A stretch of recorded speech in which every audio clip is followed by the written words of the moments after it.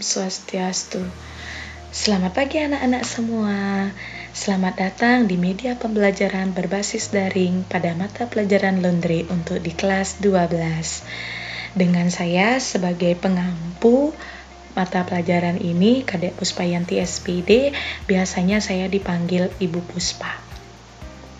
Nah, untuk laundry di kelas 12 ini tidak jauh berbeda dengan materi yang ada di kelas 11, hanya saja kita akan mengulang materi yang sebelumnya dan lebih ditekankan kepada praktek dan juga pengenalan beberapa materi-materi yang ada pada laundry yang tentunya itu sangat berguna bagi kompetensi keahlian yang kalian miliki.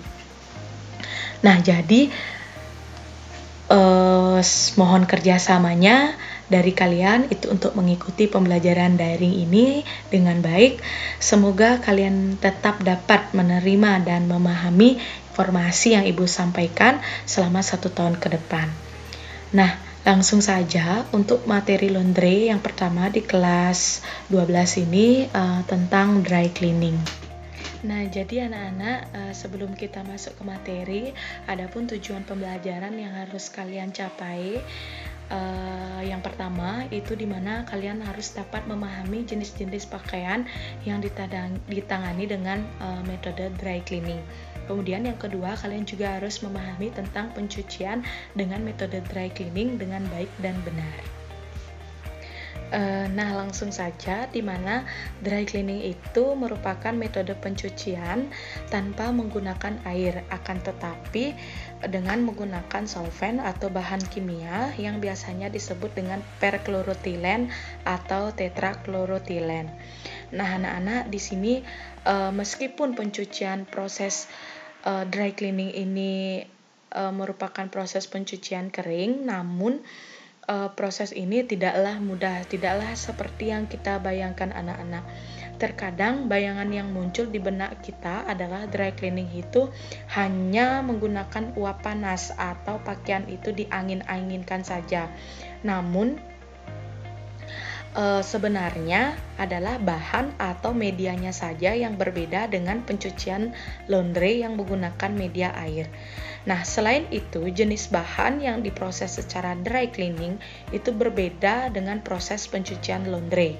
Biasanya, bahan-bahan yang digunakan untuk proses dry cleaning itu adalah bahan-bahan yang biasanya adalah yang wool, kemudian ada sutra, kemudian ada sintetis, dan bahan-bahan sensitif lainnya. Anak-anak, yang selanjutnya itu ada pemeriksaan pakaian. Nah, pemeriksaan pakaian yang akan dicuci secara dry cleaning itu diawali dengan pengecekan agar tidak terjadi kesalahan dalam proses pencucian. Nah, baik yang berhubungan dengan kondisi pakaian atau bahan atau warna pada pakaian ataupun tingkat kekotoran pada pakaian itu sendiri. Nah, pemeriksaan harus dilakukan berdasarkan dengan jenis bahan, kemudian ada jenis noda, kemudian kondisi pakaian. Nah, langsung saja yang pertama tentang jenis bahan. Nah, di sini pada prinsipnya jenis bahan yang diproses pada pencucian dry cleaning itu adalah semua jenis bahan yang tidak boleh terkena air dan juga bahan-bahan yang bersifat sensitif. Nah, di mana contoh-contoh atau jenis bahan yang sensitif itu ada, yang pertama ada wool, kemudian ada sutra, kemudian ada sintetis, dan yang terakhir ada beledu atau velvet. Nah, beledu ini biasanya kita sering sebut dengan kain beludru. Nah, seperti itu anak-anak. Nah, yang kedua itu berdasarkan jenis noda.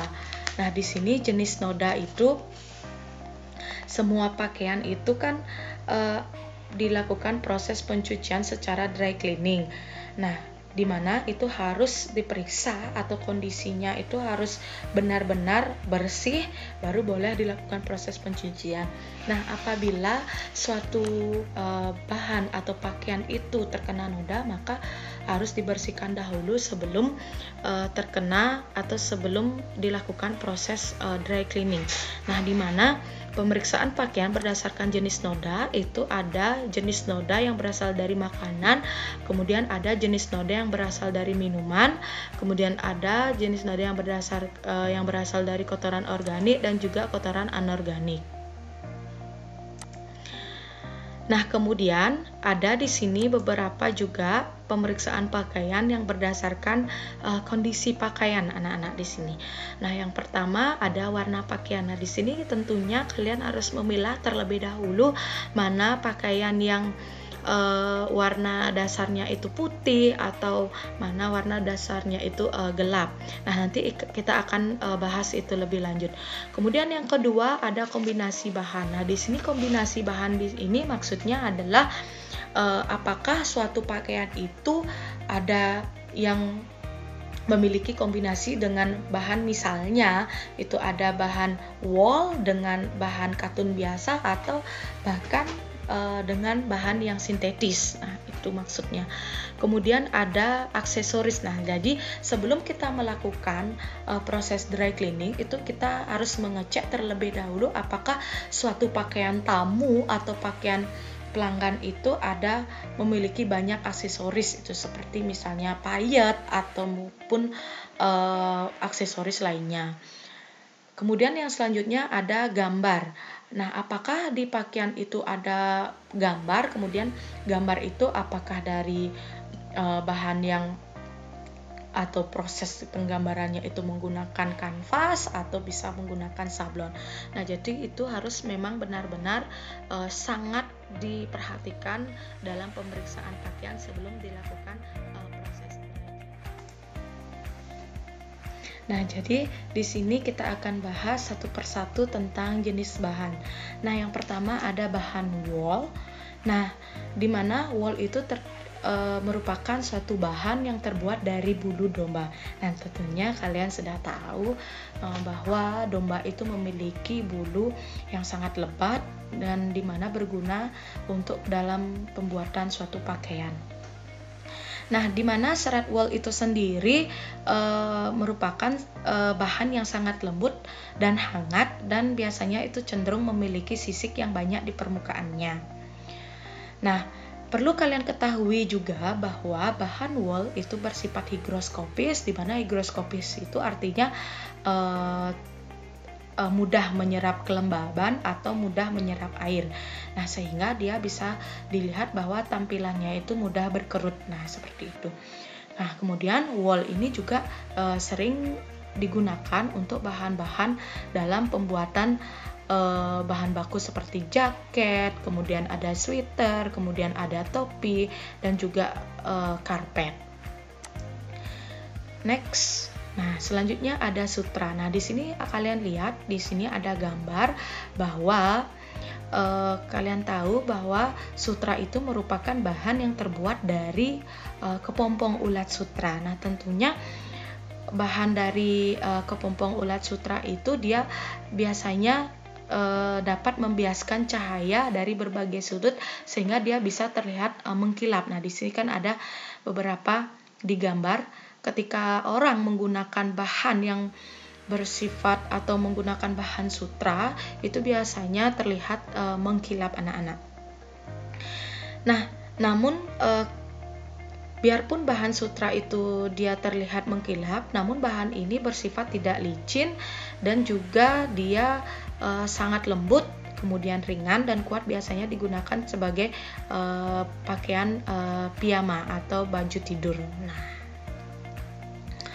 yang selanjutnya itu ada sintetis. Jadi ada jenis bahan sintetis. Nah, kalian bisa lihat di sana gambarnya bahwa sintetis itu merupakan bahan yang terbuat dari biji plastik dan sisa minyak bumi. Biasanya digunakan pada bahan-bahan atau pakaian jaket, kulit. Nah, seperti itu. Selanjutnya itu ada beledu atau velvet. Nah, jadi bahan beludu atau sering kita sebut sebagai bahan beludru itu merupakan suatu bahan pakaian yang terbuat dari campuran bahan sintetis dan wol.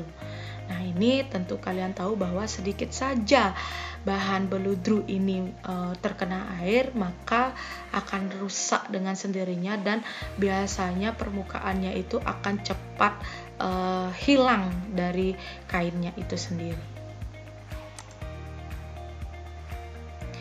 Dan yang terakhir itu ada jenis pakaian yang memiliki bahan aksesoris atau payet. Nah, kalian tentunya tahu bahwa jenis pakaian misalnya gaun yang penuh dengan payet itu tentunya tidak bisa dicuci dengan teknik pencucian laundry biasa, namun harus digunakan teknik pencucian atau metode pencucian dry cleaning. Nah, biasanya jenis pakaian ini sangat rentan sekali dengan air ya. Nanti ketika misalnya dicuci biasa, nanti bisa merusak mesin cuci yang akan kita gunakan jika dilakukan proses pencucian biasa. Nah, selanjutnya ada berdasarkan jenis noda. Nah, di sini berdasarkan jenis noda, semua proses pakaian atau semua proses pencucian dengan menggunakan dry cleaning itu harus diperiksa kondisinya, baik itu kondisi bahan maupun tentang kebersihan pakaian tersebut. Nah, jika dilihat dari kebersihannya, pastilah banyak sekali jenis noda yang melekat pada pakaian. Misalnya, noda yang sering kita temui itu ada noda makanan. Nah, noda makanan ini biasanya kalau yang di bagian kitchen itu biasanya sering terkena minyak, kemudian terkena saus atau terkena kecap. Dan yang kedua itu ada terkena noda minuman. Nah, noda minuman itu mencakup misalnya pakaian itu terkena noda sirup ataupun noda minuman-minuman lainnya seperti kopi, nah, seperti itu. Next, selanjutnya itu yang ketiga ada noda dari kotoran organik. Nah, di sini maksudnya pakaian yang terkena noda dari kotoran organik itu adalah biasanya noda-noda seperti noda darah, kemudian ada noda dari kotoran hewan, kemudian ada noda bekas urin ataupun keringat. Dan yang terakhir itu ada noda dari kotoran anorganik. Nah, di sini kotoran anorganik itu misalnya seperti tinta ataupun oli. Nah, perlu kalian ketahui di sini anak-anak bahwa noda pakaian itu harus dihilangkan terlebih dahulu sebelum pakaian itu dilanjutkan dengan proses pencucian lainnya. Nah, di mana tindakan penghilangan noda itu disebut dengan pre-spotting. Nah, ini contohnya pre-spotting itu. Nah, yang ketiga itu pemeriksaan pakaian berdasarkan kondisi dari pakaian itu sendiri. Nah, di mana pakaian yang akan diproses dengan metode dry cleaning itu harus diperiksa kondisinya, baik dari keadaan bahannya, warnanya, maupun aksesoris yang ada pada pakaian tersebut. Apabila ada kejanggalan pada pakaian tersebut, petugas laundry harus segera melaporkan kepada supervisornya agar segera menindaklanjuti. Nah, di mana permasalahan terkait dengan kondisi pakaian tamu itu yang pertama itu misalnya ada warna pakaian yang sudah pudar itu sebelum dicuci itu harus dilaporkan.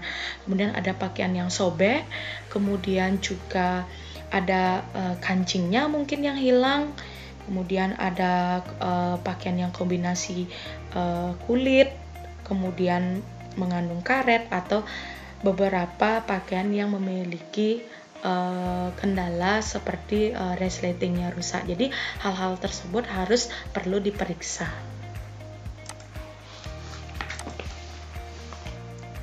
Nah, kemudian yang selanjutnya, yang ketiga itu ada pengklasifikasian pakaian. Nah, pengklasifikasian pakaian itu dibedakan atau diklasifikasikan menjadi dua. Yang pertama, pengklasifikasian berdasarkan warna dasar atau color. Kemudian yang kedua itu pengklasifikasian berdasarkan tingkat kekotoran atau biasa disebut dengan soil level.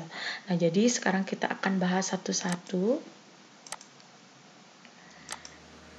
Untuk yang pertama yaitu tentang atau pengklasifikasian berdasarkan warna dasar.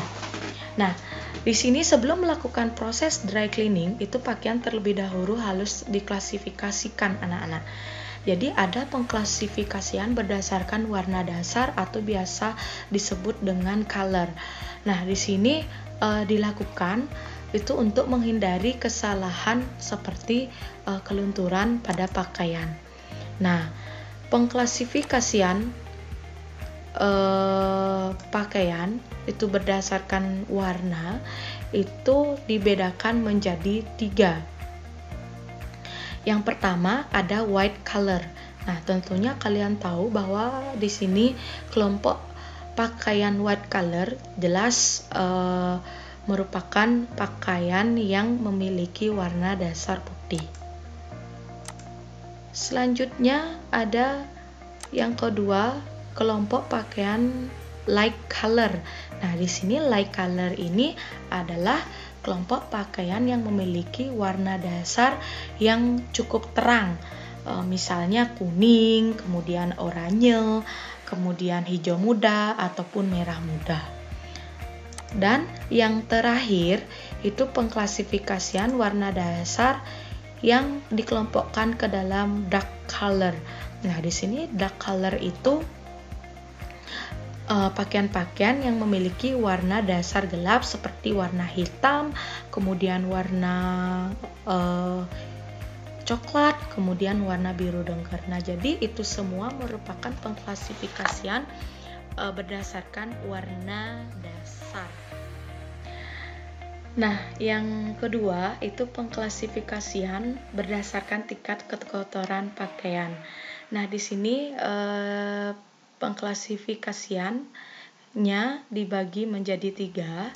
Itu yang pertama ada light soil.